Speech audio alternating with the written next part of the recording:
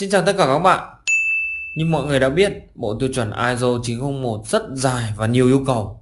Cho nên khi đọc và áp dụng thì đã không ít người bỏ sót hoặc là không hiểu các yêu cầu này. Đúng thế, còn tôi thì cảm thấy rất là lơ mơ vì có quá nhiều yêu cầu trong bộ ISO 9001 này. Do vậy, để giúp các bạn hiểu bộ tiêu chuẩn ISO 9001 một cách đầy đủ nhất, ngày hôm nay Lala Plus sẽ nói cho các bạn 7 lưu ý khi đọc tiêu chuẩn ISO này nhé. Đây là 7 lưu ý mà mình đã đúc rút từ quá trình làm việc với bộ tiêu chuẩn này và mình cảm thấy nó rất quan trọng và hữu ích cho công việc. Nào, chúng ta cùng bắt đầu luôn nha.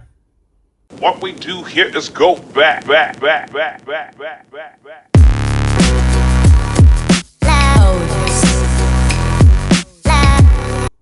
Lưu ý đầu tiên, khi bạn đọc đến cụm từ tổ chức phải, có nghĩa là đó là một yêu cầu bắt buộc mà tổ chức phải thực hiện.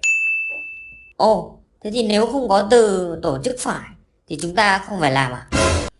Đúng vậy, cứ đọc đến từ tổ chức phải làm gì đó thì đó là một yêu cầu. Điều này cũng được quy ước ngay trong nội dung của ISO 9001 rồi.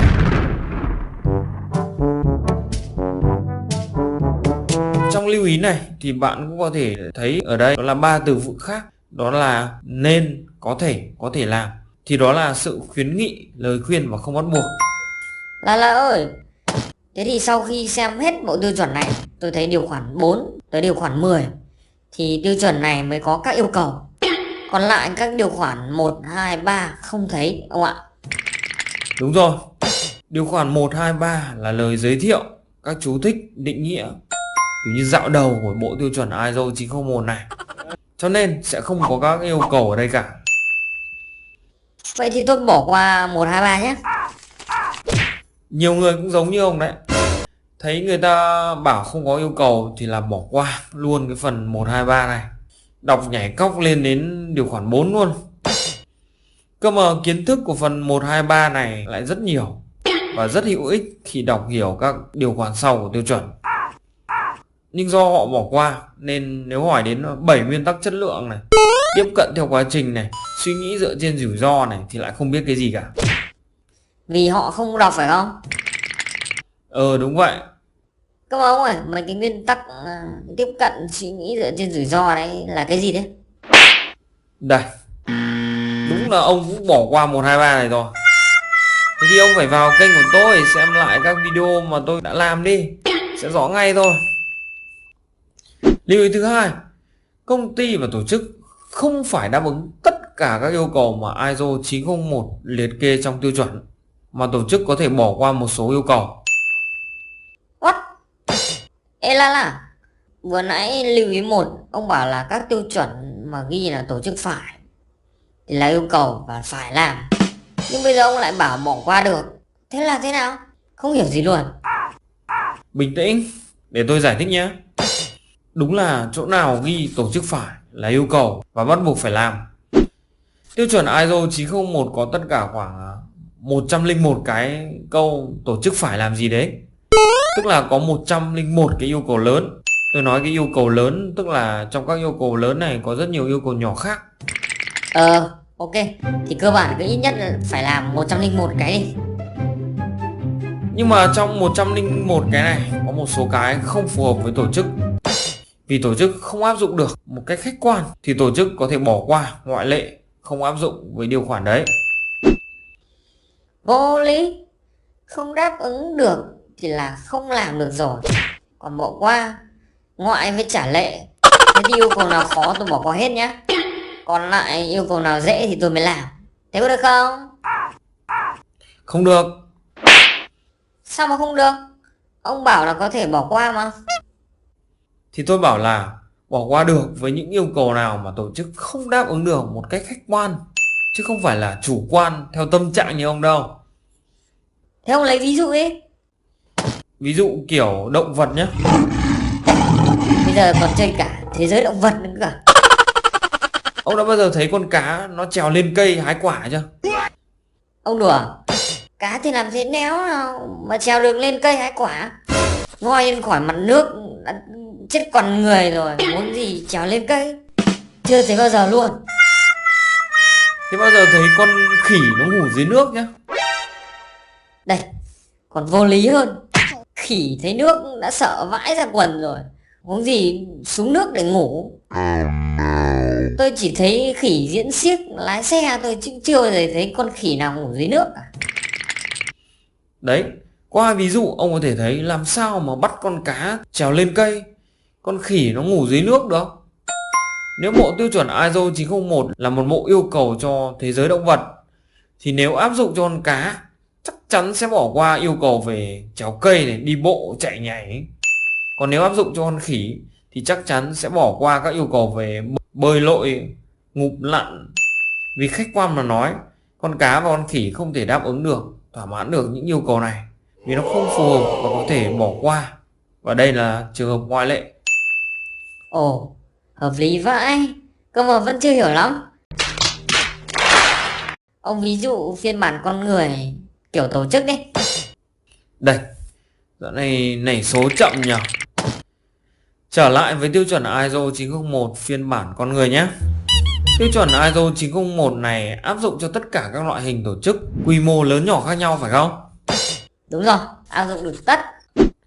Giả sử một công ty A đang chuyên về buôn bán các loại máy biến áp từ Nhật về Việt Nam. Thế thì khi đánh giá ISO 901, công ty A này có thể bỏ qua được điều khoản 8.3 thiết kế và phát triển sản phẩm và dịch vụ. Ui, điều khoản lớn như thế mà bỏ được á?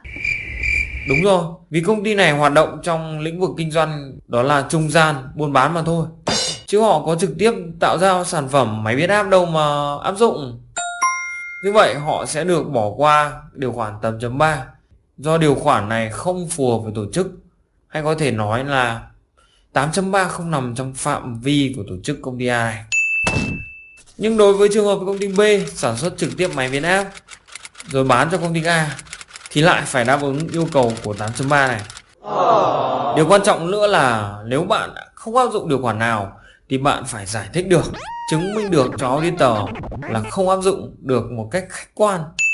Chứ không được như ban đầu ông nói, điều khoản nào dễ thì làm, khó thì bỏ qua. Thế thì chết, người ta bỏ qua hết mất. Thế thông thường khi audit, ông thấy điều khoản nào hay được bỏ qua nhiều nhất? Đối với các công ty, doanh nghiệp gia công thì họ hay bỏ qua 8.3 vì họ đa phần là gia công hộ, gia công thuê.